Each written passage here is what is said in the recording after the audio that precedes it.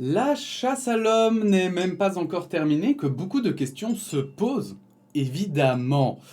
Euh, Il faut dire que c'est assez interpellant de voir qu'un extrémiste de droite ait pu comme ça aussi facilement se procurer des armes. Et donc, bien qu'on ne connaisse pas encore tous les tenants, les aboutissants, pardon, de cette histoire, la ministre de la Défense était interrogée au Parlement puisque notamment, pour ceux qui ne voient pas d'ailleurs, hein, j'essaie de mettre des petites updates dans la dernière vidéo qui traite de cette chasse à l'homme, mais effectivement qui demande beaucoup de ressources, qui inquiète énormément l'exécutif et qui a mobilisé, j'ai vu dernièrement, ça m'a assez frappé, mais ça a mobilisé carrément des forces de police d'Allemagne, du Luxembourg ainsi que des Pays-Bas. Donc on est vraiment sur quelque chose de hyper sérieux, hyper hardcore. Quand même, hein, on rigole pas avec ça. Et donc on va lire un petit peu l'interview de Ludivine de Donder, qui est du Parti Socialiste, donc c'est la gauche, et qui est ministre de la Défense. Les extrémistes, comme je l'ai dit pour les racistes ou les sexistes, n'ont pas leur place à la défense. Ludivine de Donder, PS, ministre en charge de la Défense, a dénoncé une forme de banalisation de l'extrême droite ce vendredi au micro de Matin Première. Aujourd'hui, ces discours radicaux sont devenus pour certains acceptables. On leur donne la parole dans les médias, on leur donne l'accès au pouvoir. Regardez la composition du Parlement. Ces gens soufflent sur les braises et ensuite viennent vous donner des leçons quand le feu éclate, a-t-elle asséné. Je suis assez d'accord avec elle. Aujourd'hui, on joue un jeu très dangereux. Des politiciens, beaucoup de politiciens jouent un jeu très dangereux avec l'extrême droite. Par exemple, on le voit, hein, je trouve que ils ont beaucoup plus tendance à laisser passer des choses scandaleuses de la part de l'extrême droite, que ce soit des mots, des façons de dire, des phrases, des réflexions, que par exemple l'extrême gauche, où carrément là tout le monde a fait barrière, tout le monde a fait directement front contre l'extrême gauche, comme si au final on avait plus peur de l'extrême gauche que de l'extrême droite. Et ça c'est quelque chose qui m'a toujours interpellé, parce que au final, autant l'extrême droite, on l'a connue dans notre histoire, autant l'extrême gauche, on n'a jamais été dans un système d'extrême gauche. Donc j'ai envie de dire, rationnellement, on devrait plus avoir peur de quelque chose qu'on connaît et qu'on sait qui est mauvais plutôt que de quelque chose qu'on ne connaît pas et qu'on a juste vu de loin. Mais pourtant, c'est l'inverse qui se produit et je trouve ça assez intéressant. Je vais le dire comme ça. Maintenant, c'est vrai que c'est pas pour autant que c'est. Enfin, il faut vraiment arrêter de continuer à faire comme si l'extrême droite n'était qu'une opinion. Parce que c'est pour ça aussi que je pense que beaucoup de gens votent extrême droite, c'est parce qu'ils pensent qu'au final c'est un parti comme un autre, alors que l'extrême droite, bah, c'est aussi de la violence, des armes, etc. Enfin, bon, bref. Car depuis 3 jours, et la traque qui est en cours pour retrouver Jürgen Konings, un militaire fiché comme extrémiste potentiellement violent et ayant eu accès à un vaste arsenal d'armes, c'est forcément la défense qui est pointée du doigt. C'est la priorité que de pouvoir retrouver ce fugitif, le mettre hors d'état de nuire, et la défense collabore étroitement avec la police, a insisté la ministre. Pardon, elle estime que cette cavale, très médiatique, est regrettable, mais que le problème est ailleurs. Moi je le dis depuis le départ, les extrémistes, comme je l'ai dit pour les racistes ou les sexistes, n'ont pas leur place à la défense, tranche-t-elle. Il y a des sanctions qui sont prévues, mais on ne peut pas licencier quelqu'un simplement sur base d'opinions radicales. Mais d'un côté, j'aimerais qu'on ne se cache pas derrière ça et qu'on arrête cette banalisation de l'extrémisme, parce que ça, d'un côté, parce que c'est ça d'un côté que l'on vit. Et là, moi j'ai un petit souci. Un petit souci avec ce qui se dit là. C'est que je suis totalement pour la liberté d'opinion. Et en soi, le fait de dire, bah oui, on va pas sanctionner quelqu'un qui a juste des opinions radicales, je pourrais être d'accord avec ce principe, avec ce mode de pensée. D'accord. Je crois qu'il faudrait vraiment débattre sur le fait que est-ce que des opinions radicales ne devraient pas être forcément, en fait, bannies dans le cadre. Enfin, je ne sais pas. Mais voilà, il faudrait un débat justement sur la liberté d'opinion et voir qu'est-ce qui est radical ou pas, en fait. Qu'est-ce qui est radical mais acceptable et qu'est-ce qui est radical mais inacceptable. Voilà. Mais par contre, ce qui est, je trouve, la vraie réflexion qu'il faut avoir ici, c'est est-ce que, parce que ici on parle de quelqu'un d'extrême droite qui avait des opinions radicales, mais d'extrême droite. Est-ce qu'on aurait accepté la même chose, par exemple, d'une personne qui est proche de l'islamisme radical? Est-ce qu'il y a des islamistes radicaux dans l'armée, en fait? Moi, c'est ça la question que j'aimerais poser. C'est parce que il me semble que dans notre société actuelle, et ce qui est tout à fait normal, hein, on n'accepte pas les extrémistes radicaux, quels qu'ils soient, que ce soit catholiques, mais musulmans aussi, que ce soit... Enfin, et j'avoue que, vu que le gars avait été sanctionné pour des faits de racisme, enfin moi je trouve que c'est assez interpellant en fait.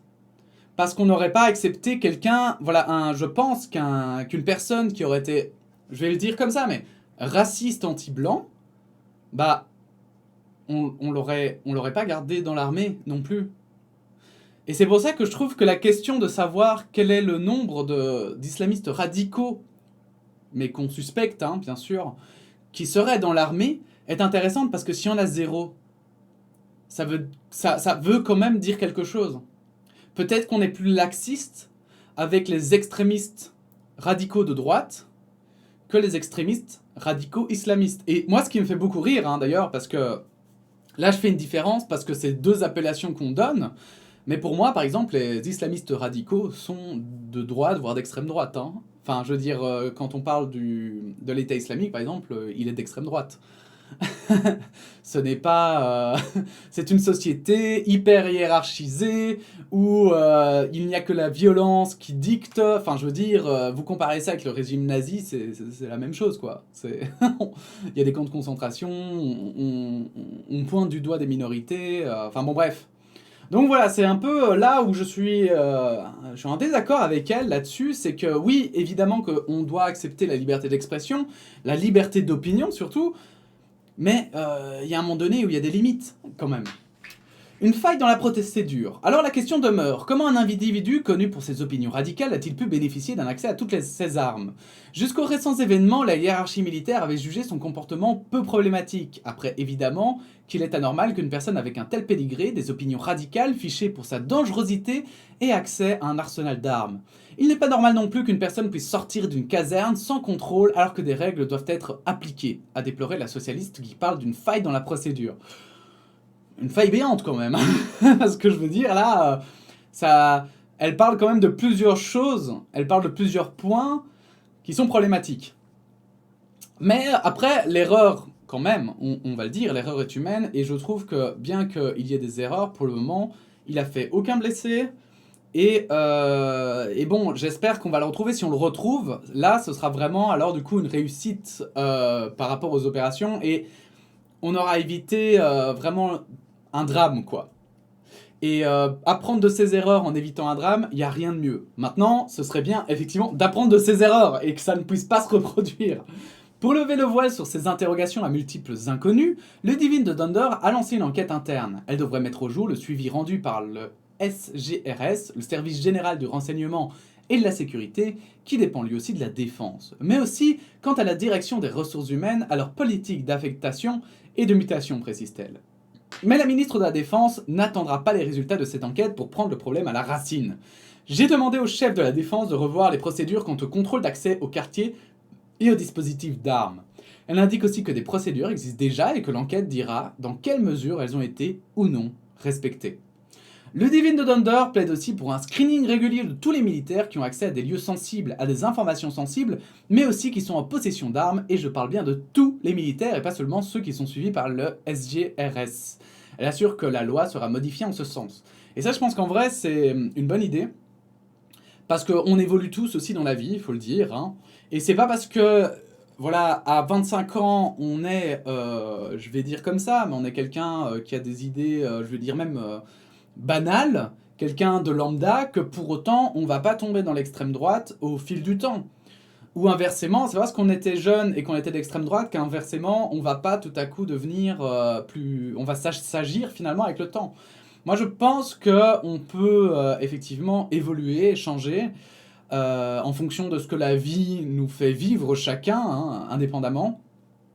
les uns des autres. Et donc, du coup, c'est vrai que du coup, un screening régulier me paraît vraiment être l'option la plus envisageable. Comme ça, s'il y en a qui tout à coup deviennent problématiques, on peut peut-être les mettre à d'autres, voilà, sur d'autres points, sur d'autres travaux hein, qui sont nécessaires dans la défense, que les points de confiance, quoi. La démission, hors de question. Si elle est bien consciente que des failles ont été mises au jour par la chasse à l'homme à laquelle la Belgique assiste depuis désormais plusieurs jours, et que sa responsabilité en tant que ministre de la Défense est engagée, l'élu socialiste est formel. Une démission n'est pas à l'ordre du jour. Ça n'a même pas été abordé hier au Parlement, précise-t-elle. Je suis arrivé dans ce département il y a plusieurs mois. J'ai trouvé un département blessé pendant de très nombreuses années où on a désinvesti. Cela fait 7 mois que je me bats pour donner un nouveau souffle à la défense, se défend-elle ensuite.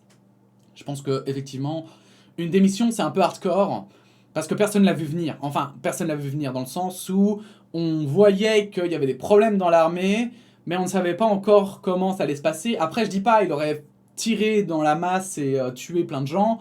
Peut-être que là, il aurait dû démissionner. Mais là, en l'état, et vu à quel point on a réussi à faire en sorte qu'il y ait le moins de dégâts possible, je pense qu'une démission n'est pas encore à l'ordre du jour en tout cas, pour moi.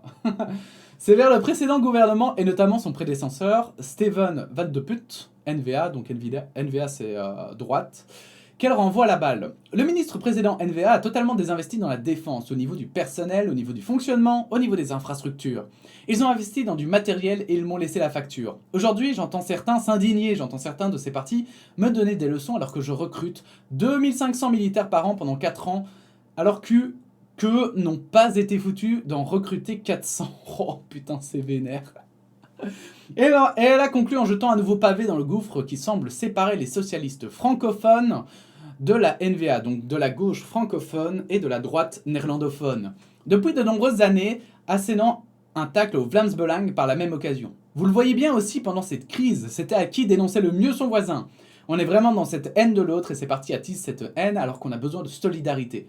Alors qu'on a besoin vraiment d'une société inclusive, et c'est pour ça que je répète que je suis bien décidé à rester à ce poste-là pour veiller à ce que ça n'arrive plus.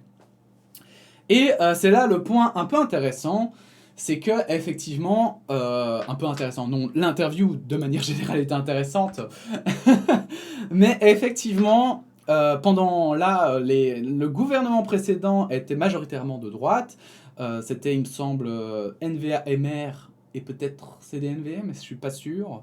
La suédoise, donc ça devait être NVA-MR en fait. Donc MR c'est la droite francophone et NVA la droite néerlandophone. Effectivement, au niveau de l'armée, on a vu qu'il y a beaucoup de scandales qui sont sortis, notamment des avions de chasse qui ont été achetés par exemple en Amérique sous l'ère de Trump à un prix exorbitant pour des avions qui ne sont même pas encore prêts, qui ne sont même pas encore construits, on les a achetés sur plan, quoi. Et on les attend toujours, et ces avions ont pas mal de problèmes techniques, donc on n'est pas prêt de les recevoir. Alors qu'à côté de ça, par exemple, on pouvait acheter des avions à la France, et en échange, en plus d'une coopération entre la France et la Belgique un peu plus solide au niveau des armées et internationalement. Et ça aurait été assez intéressant, parce que mine de rien, la France est quand même voisine, et ce sont on est deux pays limitrophes qui nous entendons plutôt bien. Et en plus, on voulait éviter Donald Trump. Donc ça a fait assez jaser en son temps, mais ça a quand même été conclu, etc. Mais donc, beaucoup de critiques par rapport au ministre précédent.